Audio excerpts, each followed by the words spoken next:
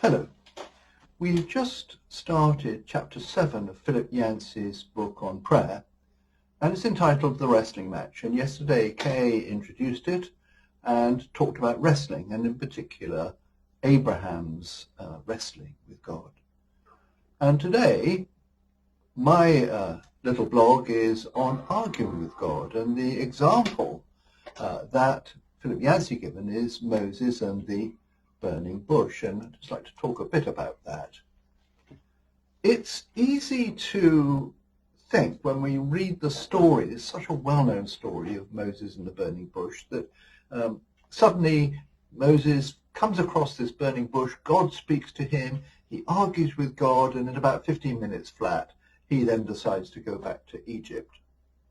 Now, I don't think it happened like that at all. Remember that Moses killed an Egyptian slave master and runs for his life and spends 40 years in the desert being a shepherd for his father-in-law Jethro. And his job would be to lead the sheep around trying to find grass in this desert place, and then grass and water.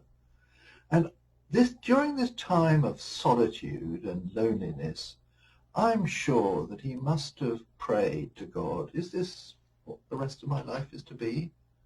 Is this what I'm destined for? And the culmination of that was the burning bush.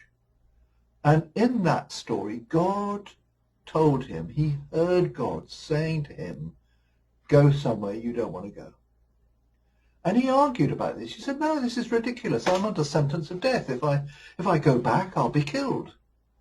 And when that didn't seem to work, he said, well, I'm just not qualified for this. I can't speak well. I'll be amongst sophisticated people.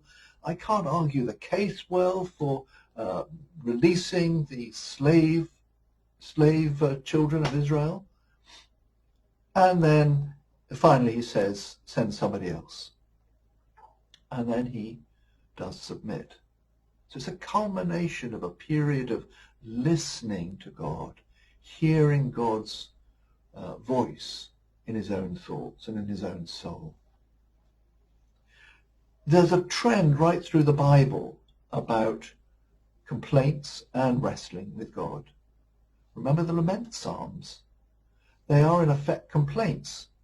Psalm 142 verses 1 and 2 reads, I cry out loudly to God, loudly I plead with God for mercy. I spill out all my complaints before him and spell out my troubles in detail.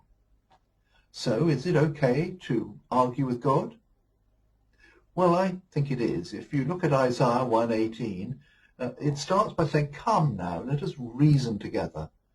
The word translated reason from the Hebrew can also be rendered to argue. So God invites, come now, let us argue together. It's a bit like a lawyer arguing the case before a court. It's not an angry argument, a frustrated argument, a cross argument, but a reasoned one. The Passion Translation of these verses says, come now, and let's deliberate over the next steps to take together. And this sometimes happens over days or weeks. There are plenty of examples of this in the Bible. Back to Moses again, he pleaded with God to spare the Israelites after they made a golden calf idol in the wilderness. Jesus himself in the Garden of Gethsemane said, take this cup from me, but not my will, but thine. And Ananias in Acts 9 is told to go to this guy Saul who'd been oppressing the new Christians. And God told him to go there. He said, hang on a moment, this guy's been killing us all. But he eventually submits. So I see prayer as an honest and safe place for honest struggle. But how do we hear God? He doesn't often speak in a clear voice. It's part of the listening life that we've been talking about through this series. If we spend time listening to God, we will hear. Sometimes we hear through our thoughts. And that in itself is difficult, because how do I know it's God's voice or as opposed to my thoughts? And at times talking to God through our thoughts tests them test them to see whether they are God's voice or our own. I always hear God as well, and I said this before on these blogs, through Scripture, coming to me when I meditate on scriptural verses. The nice saying from preacher and author John Piper suggesting, when you come to God, fill your mouth with arguments.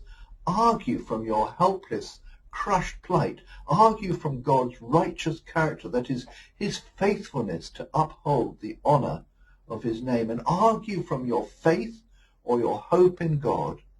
Run into the arms of your Father and fill his ear with arguments. So trusting God. God is a place where we can pour our hearts out, our hearts in all the rawness of life, our struggles, anxieties, frustration and confusion. It's a safe place.